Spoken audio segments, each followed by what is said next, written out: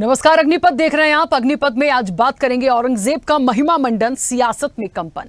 महाराष्ट्र से लेकर यूपी तक, यूपी से लेकर बिहार तक औरंगजेब पर सियासत धधक रही है। जब से बॉलीवुड फिल्म छावा रिलीज हुई है, औरंगजेब पर सियासत में जोरदार टकराव शुरू हो गया है। अब एक तरफ औरंगजेब की तारीफ करने वाले हैं और दूसरी तरफ औरंगजेब को क्रूर, दुर्दांत, मंदिरों को तोड़ने वाला शासक बताने वाले हैं। ऐसे में औरंगजेब को लेकर सियासी टकराव लगातार जारी है। हालांकि विवादित बयान के बाद समाजवादी पार्टी के नेता अबू आजमी को महाराष्ट्र विधानसभा से सस्पेंड कर दिया गया था। उन्हें मौजूदा सत्र के लिए सस्पेंड किया गया है। वहीं औरंगजेब पर दिए गए बयान के बाद से सियासत गरमाने पर अबू आजमी ने स्पष्टीकरण देते हुए कहा कि मैं शिवाजी महाराज और संभाजी महाराज के खिलाफ बोलने के बारे में सोच भी नहीं सकता। आजमी के मुताबिक मेरे शब्दों को तोड़ मरोड़ कर दिखाया गया है। औरंगजेब के बारे में मैंने वही कहा है जो इतिहासकारों और लेखकों ने कहा है। मैंने छत्रपति शिवाजी महाराज, संभाजी महाराज या अन्य किसी भी महापुरुष के बारे में कोई अपमानजनक टिप्पणी नहीं की है। उधर महाराष्ट्र विधानसभा से सपा विधायक अबू आजमी के निलंबन पर पार्टी प्रमुख अखिलेश यादव ने कहा कि कुछ लोग अगर सोचते हैं कि निलंबन से सच की जुबान पर कोई लगाम लगा सकता है तो वे गलत सोचते हैं। लेकिन आजमी के निलंबन का सत्ता पक्ष और विपक्ष दोनों ने स्वागत किया है। शिवसेना यूबीटी के चीफ उद्धव ठाकरे ने मांग की है कि अबू आजमी को केवल एक सत्र के लिए नहीं बल्कि स्थायी रूप से निलंबित कर दिया जाना चाहिए। उद्धव ने अखिलेश के बयान पर कहा कि पूरे महाराष्ट्र ने अबू आजमी के बयान पर आपत्ति जताई है। उन्हें चुनकर लाना है तो यूपी से चुनकर लाएं। इस मामले में मशहूर शायर मुनव्वर राणा के बेटे तबरेज राणा ने सोशल मीडिया पर मुगल शासक औरंगजेब की सादगी की प्रशंसा की है। बिहार में जेडीयू एमएलसी खालिद अनवर ने कहा कि औरंगजेब अच्छा राजा था, उसने मंदिर नहीं तोड़े। उधर उत्तर प्रदेश के डिप्टी सीएम केशव प्रसाद मौर्य ने कहा कि अखिलेश यादव के औरंगजेब की आत्मा अंदर आ गई है। बीजेपी विधायक हरिभूषण ठाकुर ने कहा कि औरंगजेब का महिमा मंडन करने वालों के लिए देश में कोई जगह नहीं है। तो वहीं सीएम योगी ने अबू आजमी के बयान पर कहा कि समाजवादी पार्टी का नेता आपका विधायक, घोषणा करो ना उस कमबख्त को निकालो पार्टी से और उसे एक बार यूपी भेज दीजिए, बाकी उपचार हम अपने आप करवा देंगे। तो जाहिर तौर पर देखिए, अबू आजमी का जो महिमा मंडन है, सियासत में कंपन बेशक दिखेगा, क्योंकि कोई तारीफ कर रहा है तो कोई आलोचना कर रहा है, तो सवाल उठना भी लाजमी है। चर्चा पर चलेंगे, उससे पहले कुछ प्रतिक्रिया है वो सुनाते हैं। आज समाजवादी पार्टी डॉक्टर लोहिया के विचारों से कितनी दूर भाग चुकी है। आज राम को, कृष्ण को, शिव की परंपरा को, भारत की विरासत को कोसना ये समाजवादी पार्टी का मानो जीवन का उद्देश्य हो गया। और दुर्भाग्य है कि इन्होंने आदर्श किसको माना है, यानी औरंगजेब को। औरंगजेब को वे लोग अपना आदर्श मान रहे हैं। औरंगजेब का पिता शाहजहां अपनी जीवनी में लिखता है, अपनी आत्मकथा में लिखता है कि खुदा करे कि ऐसा कमबख्त किसी को पैदा ना हो। उसने आगरा के किले में अपने बाप को कैद करके रखा, एक एक बूंद पानी के लिए तरसाया। और अगर इनको औरंगजेब पर गौरव की अनुभूति होती है तो ये लोग कम से कम पटना की खुदावंद लाइब्रेरी में जाकर के एक बार शाहजहां की ही जीवनी को पढ़ लें, देख लें, उसकी पीड़ा को देखें। हाँ, जिनका आचरण औरंगजेब जैसा है वे लोग औरंगजेब पर गौरव की अनुभूति करें। देखिए, श्री अखिलेश यादव जी, जिनको अबू आजमी के खिलाफ तत्काल कार्रवाई करना चाहिए था, वह क्रूर मुगल शासक औरंगजेब को महान बताने वाले व्यक्ति के समर्थन में मैदान में आए। तो मुझे लगता है कि चाहे वह जो क्रूर मुगल शासक रहे हैं, चाहे वो औरंगजेब या अन्य, उनकी भी आत्मा अखिलेश यादव जी के अंदर समा गई है, इसलिए इस प्रकार की बात कर रहे हैं। अन्यथा उन्हें तत्काल अबू आजमी जैसे व्यक्ति को, जब उस व्यक्ति ने औरंगजेब जैसे व्यक्ति को महान बताने का पाप किया, काम किया, और भारत की धरती ऐसी चीज़ें स्वीकार नहीं करती है जिसके कारण से यह देश आज भी पीड़ा महसूस करता है, ऐसे व्यक्ति का महिमा मंडन यह देश कभी स्वीकार नहीं करेगा, उत्तर प्रदेश स्वीकार नहीं करेगा। बिल्कुल, जैसे अबू आजमी की मांग हम 2 दिनों से कर रहे थे, भाजपा ने 2 दिन लगाए उनको सस्पेंड करने में, और क्योंकि यही भाजपा की बी टीम है और ये सत्य है, वैसे ही अगर जैसे अबू आजमी पे कार्रवाई होनी चाहिए और हम ये तो मांग करें जेल में डालिए, नो प्रॉब्लम, डालना ही चाहिए। जो भी औरंगजेब की प्रशंसा करेगा उस पर कार्रवाई होनी ही चाहिए। वैसी ही सजा जो छत्रपति शिवराय का अपमान करेगा और जो महाराष्ट्र का अपमान करेगा जो मुंबई विरोधी होगा, जो मराठी विरोधी होगा, जो देश विरोधी होगा, उस पर भी होनी चाहिए। तो क्या सुरेश जोशी पे कार्रवाई होगी?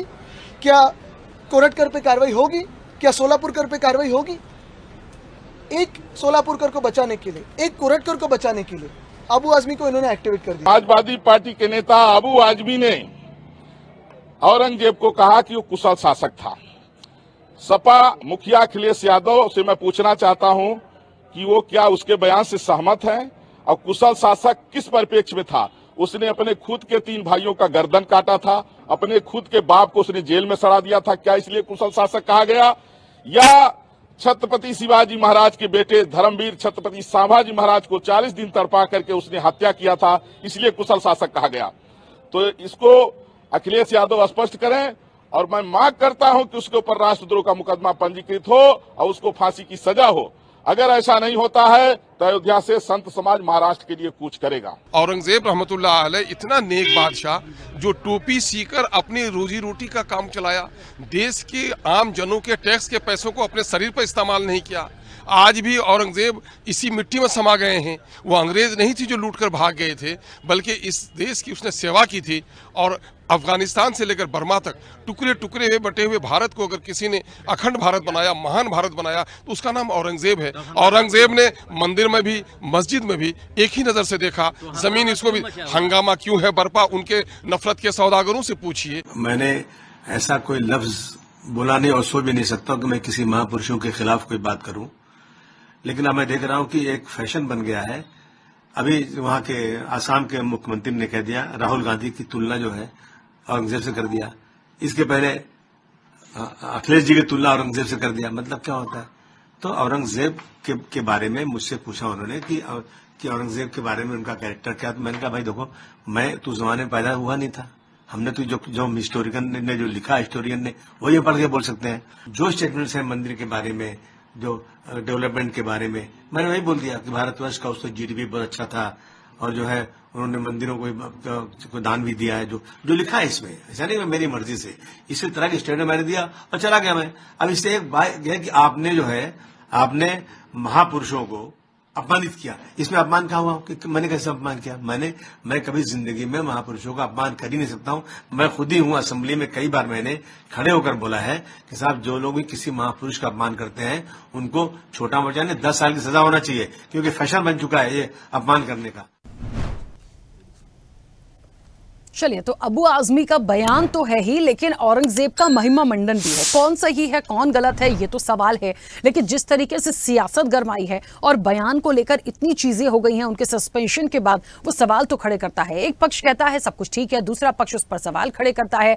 आखिर औरंगजेब पर डिस्कशन तो ठीक है, क्या हुआ, कैसे शासक थे, क्या किया, बर्बरता की, क्रूर थे, ये एक तरफ, लेकिन सियासी रूप से ये जो जिस तरह से एक उबाल देखने को मिल रहा है, इसमें जितनी बातें रखी जा रही हैं वो कितनी सही और कितनी जायज है। सीधे चर्चा पर चलते हैं। हमारे साथ मेहमान जुड़े हैं। सबसे पहले आपका परिचय करा दें। भारतीय जनता पार्टी का पक्ष रखने के लिए गोपाल पांडुरंग तिरमारे हमारे साथ जुड़े हैं। गोपाल जी, बहुत स्वागत चर्चा में जुड़ने के लिए। समाजवादी पार्टी का पक्ष रखेंगे निशांत ठाकुर। निशांत जी, आपका भी बहुत स्वागत है। और शिवसेना यूबीटी का पक्ष रखेंगे तुषार रसाल। तुषार जी, आपका भी बहुत स्वागत है। मैं चर्चा की शुरुआत सबसे पहले निशांत जी आपसे करूंगी। मुझे सुन पा रहे हैं? निशांत जी, समाजवादी पार्टी बहुत अलग तरीके से इस पर अपनी बातों को लेकर चल रही है और भारतीय जनता पार्टी बिल्कुल कहते हैं ना कि आर पार वाली स्थिति में है। ये जो सिचुएशन आई है और एक फिल्म के बाद ये सारी बयान आना, वो सियासत तक चले जाना, औरंगजेब के एक्चुअल में समझने की कोशिश करें, क्यों इस पर सियासी रूप से इतना उबाल है? क्यों समाजवादी पार्टी जो है वो ऐसा प्रिटेंड कर रही है या वाकई ऐसा देख रही है कि सब कुछ बहुत अच्छा है? पार्टी जो है सभी धर्मों का सम्मान लेकर के, सम्मान करके साथ लेती आई है। सर्वधर्म के आधार पर समाजवादी पार्टी अपनी नीतियों के आधार पर काम करती है। देखिए, मैंने इस बयान को एक बहुत ही एनालाइज, बहुत ही बारीकी से पढ़ा है और इस बारीकी से पढ़ते हुए मैंने देखा है कि इतिहास पढ़ने के लिए होता है, इतिहास समझने के लिए होता है, लेकिन इतिहास दोहराने के लिए नहीं होता है। यही कारण, अगर आप हिंदू राजाओं को ऐसा लगता होगा, हिंदुओं की जनता को ऐसा लगता होगा हिंदुओं के राजा काल में हिंदू सुखी रहे होंगे तो हिंदू राजा से क्यों लड़ रहे थे? अगर मुगलों के दिमाग में गलत फहमी है, मुस्लिमों के दिमाग में गलत फहमी है कि मुगलों के राज में ये मुसलमान खुश रहे होंगे तो वो आपस में मुसलमानों से क्यों लड़ रहे होते। हालांकि ये बात उठाने के लायक नहीं है आज का विषय। अगर आप जो पॉइंट पे कर रहे हैं तो आबू आजमी जैसे किसी भी कार्यकर्ता की बात आप करते रहेंगी तो हो सकता है उसका कोई निजी बयान या तोड़ मोड़ के पेश किया जा रहा हो। समाजवादी पार्टी के बयान के खिलाफ है क्योंकि सर्वधर्म के आधार पर, सर्व संपत्ति के आधार पर सभी धर्मों का सम्मान करते हुए समाजवादी पार्टी आगे बढ़ती आई है। पीड़ित, दलित और औरतों का साथ लेकर समाजवादी पार्टी काम कर रही है और आगे भी काम करती रहेगी। लेकिन मैं आपसे बार बार कहूंगा और सब चैनल के आधार पर भारतीय जनता पार्टी या पूरी देश की जनता से कहना चाहता हूँ कि इतिहास को पढ़ा जाना चाहिए, समझना चाहिए, लेकिन दोहराया नहीं चाहिए। इस तरीके से बयान को कहा जा रहा है कि ये मुगलों का बयान है या पक्ष का बयान है। ये बयान अगर इस तरीके का होता तो मुगल के आधार पर मुगल दूसरे मुगलों से क्यों लड़ रहे होते। अगर हिंदू राजाओं की आप बात करेंगे तो हिंदू राजा दूसरे हिंदू राजाओं से क्यों लड़ रहे होते। ये तो हिस्ट्री ऑफ लॉजिकल है, इसके आधार पर पढ़ लेना चाहिए, समझ लेना चाहिए। लेकिन फिर भी मैं कहूंगा कि आबू आजमी की अगर आप बात करेंगे तो उनके इस बयान की समाजवादी पार्टी जो है पक्ष नहीं रखती है और इस बात का सम्मान करते हैं शिवाजी महाराज का भी और अन्य जो भी महापुरुष रहे सभी का समाजवादी पार्टी जो है करती है। लेकिन मैं बात एक वर्तमान मुख्यमंत्री की करूंगा कि उनका ये कहना है कि आप उत्तर प्रदेश में भेज दीजिए या वर्तमान शहर में भेज दीजिए, हम ठीक कर देंगे, ये शोभा नहीं देता है। इसके लिए कानून है, बहुत सारी चीजें हैं। ये शोभा इसलिए नहीं देता है क्योंकि गोली का डर दिखा के, कानून का डर दिखा के, ईडी का डर दिखा के बाबा भीमराव अम्बेडकर जैसे महापुरुष का अपमान मैं समझता हूँ कि ये एक कुर्सी पर बैठे हुए व्यक्ति के लिए शोभा नहीं देता। ठीक है, चलिए वापस आऊंगी। गोपाल जी मुझे सुन पा रहे हैं? हाँ, गोपाल जी, आपत्ति मुख्य रूप से कहाँ हो गई है? सस्पेंशन होता है अबू आजमी का, उसको लेकर ये विवादित जो चीजें चली आ रही हैं वो चली आ रही हैं। समाजवादी पार्टी कह रही है हम सभी धर्मों का सम्मान करते हैं। यहाँ ये जो कनेक्शन निकालने की कोशिश है इसको कैसे देख रहे हैं?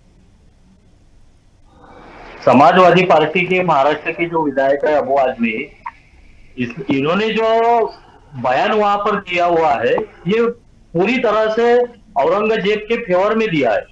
हालांकि औरंगजेब का इतिहास महाराष्ट्र से लेकर पूरे देश को मालूम है कि औरंगजेब कितना क्रूर शासक था। उन्होंने अपने भाइयों का कत्ल किया, उनके पिताजी शहना उनको भी उन्होंने कैद में रखा और हिंदुओं पर बहुत सारे अत्याचार, गैर मुस्लिमों पर बहुत अत्याचार उन्होंने वहां पर किए हुए थे। तमाम हिंदुओं के मंदिरों को मस्जिदों में तब्दील किया था, हिंदुओं पर अत्याचार किया, महिलाओं पर अत्याचार वहां पर किया और ये अत्याचार के खिलाफ में महाराष्ट्र से छत्रपति शिवाजी महाराज और छत्रपति संभाजी महाराज इन्होंने वहां पर उनके खिलाफ में वहां पर लड़ाई छेड़ दिए थे। छत्रपति संभाजी महाराज के इतिहास में उन्होंने अब तक उनके इतिहास में एक भी लड़ाई वो हारे नहीं थे, मगर धोखे के साथ में औरंगजेब ने छत्रपति संभाजी महाराज जो महाराष्ट्र के हमारे सबके दैवत है उनका उन्होंने क्रूरता से वहां पर उनका वध किया। छावा सिनेमा पर देखते सब पूरे भारतवासियों ने छावा सिनेमा के माध्यम से जो इतिहास था महाराष्ट्र का और औरंगजेब का जो क्रूरता थी उसका इतिहास पूरे देश ने वहां पर देखा हुआ है। ऐसा वातावरण पूरे देश में और महाराष्ट्र में रहते हुए एक समाजवादी पार्टी का विधायक महाराष्ट्र में और महाराष्ट्र के धरती की राजा छत्रपति शिवाजी महाराज, संभाजी महाराज जो हमारे महाराष्ट्र के दैवत है, वो राजाओं पर उन्होंने वहां पर जो आपत्तिजनक वक्तव्य किया उसका पूरे महाराष्ट्र ने दखल लेकर विधानसभा के जो सत्र चालू है पूरे दलों के लोगों ने साथ में मिलकर वहां पर प्रस्ताव पारित करके अबू आजमी का जो वहां पर विधायक का निलंबित सत्र में विधानसभा सत्र के दरमियान उनका निलंबन जो किया वो सही किया। हमारा सबका कहना यह है कि सिर्फ उनका निलंबन मत करो, उन पर देशद्रोह के गुने दाखिल करके एफआईआर करके उनको कड़ी से कड़ी सजा मिलने को ना। और उत्तर प्रदेश के हमारे सम्माननीय मुख्यमंत्री योगी आदित्यनाथ इन्होंने भी बोला है कि अबू आजमी को उनके ताबे में दिया जाए। हम यहाँ पर कहना चाहते हैं कि हम उनको यूपी में नहीं महाराष्ट्र के धरती पर जो छत्रपति शिवाजी महाराज और छत्रपति संभाजी महाराज का यहाँ पर पराक्रमी इतिहास है वही धरती में महाराष्ट्र के धरती में हमारे अमरावती शहर में विधायक अबू आजमी को हमारे ताबे में थे। हम यूपी भेजना नहीं चाहते, हम हमारे महाराष्ट्र की धरती पर ही अबू आजमी का इलाज करना बहुत अच्छे तरीके से हमारे को आता है। हमारे जो दैवत है, हमारे जो भगवान है छत्रपति शिवाजी महाराज, संभाजी महाराज, जो एक धर्म के लिए नहीं लड़े थे, वो सभी धर्म के लिए लड़े थे। औरंगजेब ने जो गैर मुस्लिम धर्मियों पर, सिखों पर अत्याचार किया, हिंदुओं पर अत्याचार किया, ऐसे अबू आजमी को हम सबक सिखाना चाहते हैं। हम सरकार से मांग करते हैं, उनको यूपी में मत भेजो, उनको हमारे महाराष्ट्र के अमरावती जिले में भेजो। हम अबू आजमी को यहाँ पर सबक सिखाने के लिए सक्षम है। ठीक है, मैं वापस आऊंगी। गोपाल जी एक सेकंड रुकिए, गोपाल जी एक सेकंड रुकिए। हाँ, निशान जी एक सेकंड रुकिएगा। तुषार जी मुझे सुन पा रहे हैं? सुन पा रहा हूँ। तुषार जी, सबसे पहले तो मुझे प्रतिक्रिया दे दी उस पे, क्योंकि मुझे तो ये विषय में एक चीज लगी। देखिए, कोई फिल्म आती है, बनती है, उसको भी साइड कर दिया हमने, लेकिन क्योंकि जिक्र तो उसी मूवी के माध्यम से तमाम चीजों का हुआ, उसके बाद अबू आजमी जी अपनी बात रखते हैं, उनका सस्पेंशन हो जाता है। एक पक्ष कहता है कि तारीफ हो रही है, तारीफ होनी चाहिए, दूसरा पक्ष कह रहा है विरोध होना चाहिए। ये बात, ये सिर्फ एक सियासी रूप से भुनाने की कोशिश है या वाकई गलत टिप्पणियां की गई हैं? सबसे पहले तो मैं आज की जो सरकार है उनका शुक्रिया अदा करूंगा कि उन्होंने अबू आजमी जी को निलंबित कर दिया है। लेकिन जो एक सत्र के लिए निलंबन हुआ है वो स्थायी रूप से निलंबन होना चाहिए। और दूसरी चीज, एक आदमी, एक शख्स अपने बाप को प्यासा मारता है, भाइयों को मारता है, लाखों लोगों को जबरदस्ती इस्लाम थोपता है, तो वो महान और सूफी हो ही नहीं सकता है। तो ये जो भूमि है ये छत्रपति शिवाजी महाराज की भूमि है। और आपने तो सुना ही होगा, देश धर्म पर मिटने वाला शेर शिवा का छावा था, महापराक्रमी महाप्रतापी एक शिव शंभु राजा था। इसका अर्थ क्या होता है कि महाराष्ट्र ने पूरे देश को दिखा दिया था वो टाइम पे कि महाराष्ट्र से एक आदमी उठता है और दिल्ली तक अपना तख्त पैदा करता है, दिल्ली तक अपना तख्त ये करता है। और ये जो खालिद अनवर और अबू आजमी जैसी मुगलों की जो औलाद है, उनको यूपी भेजने की जरूरत नहीं, इधर महाराष्ट्र की जनता चप्पल से मारेगी। और ये जो अबू आजमी है, मानपुर से शिवाजी नगर जो एरिया से चुन के आता है ना, शिवाजी नगर, वो शिवाजी नगर ही उसको अगले टाइम दिखाएगा। और इनका निलंबन कायम होना चाहिए, और इस सत्र के लिए नहीं तो पूरे तरफ से होना चाहिए, ये हमारी मांग है। और सियासी ये जो चल रहा है, जो अभी बीजेपी अभी ये कर रहा है, जब उनका शासन 2019 से उनका ही शासन है, तब जब महापुरुषों का अवमान हो रहा था तब ये लोग चुप बैठे थे, उसकी वजह से आज ये अवमान हो रहा है। बीजेपी ने ये पहले से ही, जब उनके राज्यपाल खुद शिवाजी महाराज पे कुछ बोल रहे थे, जब उनके राज्यपाल अपने सभी महापुरुषों पे बोल रहे थे, ये देशद्रोही टोली है, ये देशद्रोही टोली का अगर देखने जाएंगे तो उनको समर्थन आज तक बीजेपी ने ही किया है। ऐसे लोगों को चप्पल से मारना चाहिए। ठीक है, चलिए वापस आऊंगे। निशान जी कुछ कहना चाह रहे हैं, अपनी बात रखिए, लेकिन एक छोटा सा सवाल है मेरा।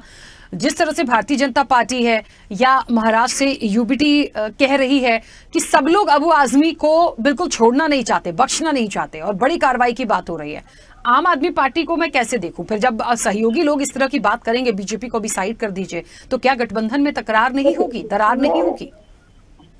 समाजवादी पार्टी ने पहले इस बात को क्लियर कर दिया है कि अबू आजमी का हो सकता है लेकिन बयान रहा हो या फिर कुछ तोड़ मोड़ के क्या मजबूरन उनके क्या शब्दों को लगाया गया, फिल्म देख ली गई, क्योंकि फिल्म को क्या काल्पनिक, इससे पहले अब जब डायरेक्टली फिल्म की जाती है इसमें पहले लिखा होता है कि फिल्म का आधार काल्पनिक है, इस वहां की जो व्यक्ति ने सोच लिया वही फिल्म को बनवा दिया, इसी के आधार पर इन्होंने हो सकता है दे दिया हो।